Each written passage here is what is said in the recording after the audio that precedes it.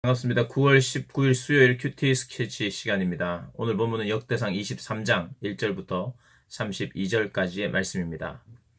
오늘 말씀은 좀 긴 본문이지만 그래도 내용은 간략합니다. 다윗이 이제 성전 제도를 운영하기 위해서 어떤 직무를 편성하는 그런 내용입니다. 레위인들을 가문별로 편성을 합니다.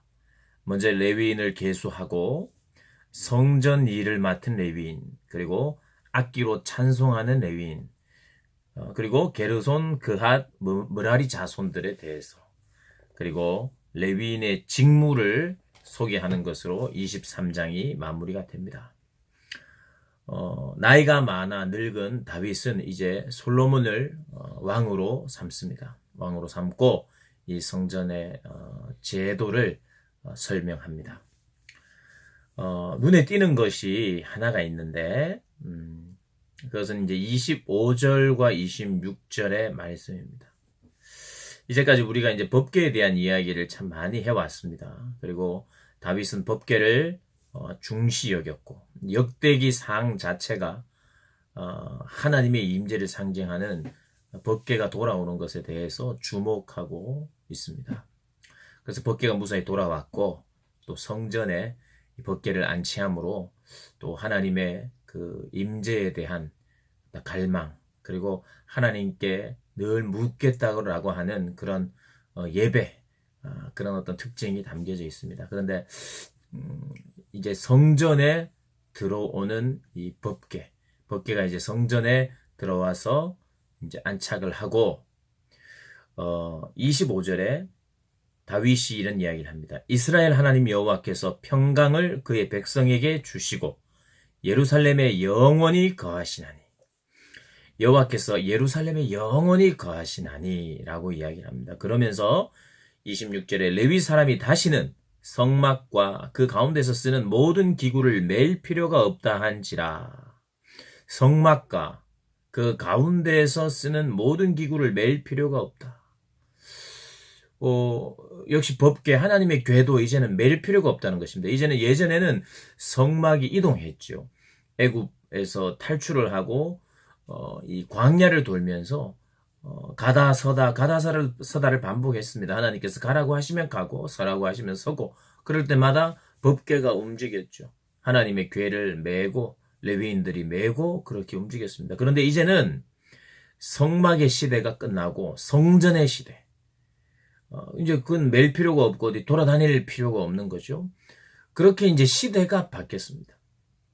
오늘 이 내용 중에 눈에 띄는 내용은 요거 하나라고 저는 생각을 합니다. 뭐냐면 이제는 다시 성막과 기구를 맬 필요가 없다. 그러면서 언약궤를 맬 필요가 없다라는 이야기 후에 사실은 이 언약궤가 어디 있는지 지금 이제는 행방을 모릅니다. 바벨론에 의해서 남유다가 완전히 망하고 나서 이 법궤가 어떻게 되었는지 정확하게 모릅니다. 바벨론에 이제 뭐 빼앗겼고 그들 뭐 바벨론의 그 어떤 왕이 그 성전 기구를 뭐 수집하고 가져갔다는 이야기는 나옵니다만은 정확하게 법궤 이야기는 아닌 것 같아요. 근데 그 기물이 어떻게 되었는지는 모르지만 이제는 그 법궤가 하나님의 상징이 아니라 예루살렘 성전 자체가, 그리고 예루살렘 지역 자체가 마치 법궤와 같이 하나님의 임재를 상징하는 도시요 하나님이 거하시는 성전임을 오늘 이야기를 하는 것입니다. 그래서 더 이상 이제 법궤의 역할이 오히려 어떤 면에서는 더 커졌다라 할까요? 더 발전했다라 할까요? 성전 중심, 이 성전에 하나님이 계신다라는. 그래서 그 뒤로는 이 법궤의 행방에 대해서 쫓거나 성경이 이야기하고 있지 않습니다. 법궤가 중요하지 않는 거죠. 그럼 나중에는 결국에는 성전도 중요하지 않다. 건물로서의 성전도 중요하지 않다 하고 이제 나중에는 그런 이야기가, 그런 메시지가 전개가 됩니다. 왜냐하면 예루살렘 성전이 파괴가 되잖아요. 파괴가 되고 또 빼앗기고, 예루살렘은 절대 망하지 않는다라고 하는 신학을 가지고 있었는데 이스라엘 백성들이 북쪽 이스라엘도 남쪽 유다도 다 망해버렸어요. 성전은 회파가 되고. 그러니까 결국에는 성전이나 건물이나 법궤 자체에 의미는 없습니다. 큰 의미는 없어요. 하나님의 임재는 하나님의 임재를 갈망하는 자들, 또 하나님께 순종하는 자들에게 임하고 그것이 하나님의 거룩한 성전이 되는 것이죠. 그래서 이 레위인들의 직무가 이제 변화가 생깁니다. 예전에는 매는 일들이 주였는데 이제는 이제 아론 자손을 돕는 일을 합니다. 그게 이제 28절부터 마지막 절까지 소개되어 있는 내용입니다. 아론 자손을 도와 일하는 것이 그들의 일이 되었습니다. 어제 그런 얘기를 했습니다.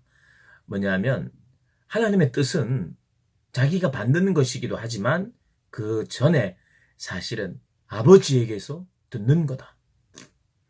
왜요? 하나님의 그 언약은 한 대로 끝나는 게 아니에요. 대대로 이어지는 겁니다. 하나님의 꿈과 비전은. 오늘 이 솔로몬과 다윗 관계, 아버지와 아들의 사이의 관계 안에 그 언약은 아버지에게도 주어졌고 아들에게도 주어졌고 손자에게도 계속해서 주어지는 언약과 약속입니다. 하나님의 뜻이에요. 그러니까 아버지가 가르쳐야 되죠. 그래서 다윗은 가르쳤습니다. 네가 해야 될 일도 가르쳤고 하나님이 약속한 일도 가르쳤고 우리 가문에 하신 약속도 가르쳤고 너는 그것을 해야 된다. 성전을 지어야 된다. 내가 짓고 싶었지만 네가 지어야 된다. 하나님께서 그렇게 말씀하셨다. 평소 솔로몬도 다윗이 늘 하나님 앞에서 어떻게 반응하는지를 봐왔어요. 아버지가 믿는 하나님이 내 하나님이고 아버지가 하나님과 그렇게 교제하면서 하나님의 역사를 봐왔기 때문에 그 역시도 그 신앙을 따랐을 겁니다. 그래서 똑같은 거예요. 위에 아버지의 그 비전이 내 비전이고. 그런데 조금 달라지는 것도 있느냐? 있어요. 오늘 본문처럼요. 시대가 바뀌고 또 성전 시대로 바뀌면서 성막 시대에서 성전 시대로 바뀌면서 역할도 바뀌는 거예요. 이제 맬 필요가 없는 거예요. 매는 일을 할 필요는 없어요. 이제는 어떻게 합니까? 도와서 성전뜰과 골방에서 섬기고 성물을 정결케 하고 뭐 이런 등등의 일들을 이제 하게 되는 거죠. 그래서 성전 중심의 삶은 고정된다. 아버지로부터 받아야 될 그 하나님의 뜻은 고정되고 가장 중요한 뜻이고 그러나 직무와 역할은 그 시대마다 하나님께서 허락하는 시대마다 조금씩 달라지는 거예요. 저 같아도 마찬가지입니다. 당장 30년 전, 40년 전에 이렇게 방송으로 뭐 큐티를 뭐 소개하겠다 이런 일이 어디 있었겠어요. 그죠? 시대마다 조금씩 달라지는 거예요. 예전에 목사님들은 이런 일 안 했습니다. 그 시대마다 조금씩 다른 거예요. 근데 이건 해도 되고 안 해도 되는 또 이것은 좀 가변성이 있는 그렇게 중요하지 않아요. 근데 정말 중요한 것은 하나님의 성전을 세우는 일, 사람의 신앙을 세우는 일, 이 일을 위해서는요. 사도 바울도 그렇게 해왔고 예수님도 그렇게 해왔고 우리 선배들도 그렇게 해왔고 우리 믿음의 선배들 기독교를 전파하고 기독교를 듣는 모든 그런 이들에게 공통적으로 있었던 이 중요한 핵심은 그냥 이어져 오는 것이고 시대마다 다른 역할들은 그 시대의 몫입니다. 우리 사랑하는 고등부 학생들도 이런 신앙의 전통 아래서 오늘을 해석하고 또 내일을 준비하길 주님의 이름으로 축복합니다. 오늘도 화이팅!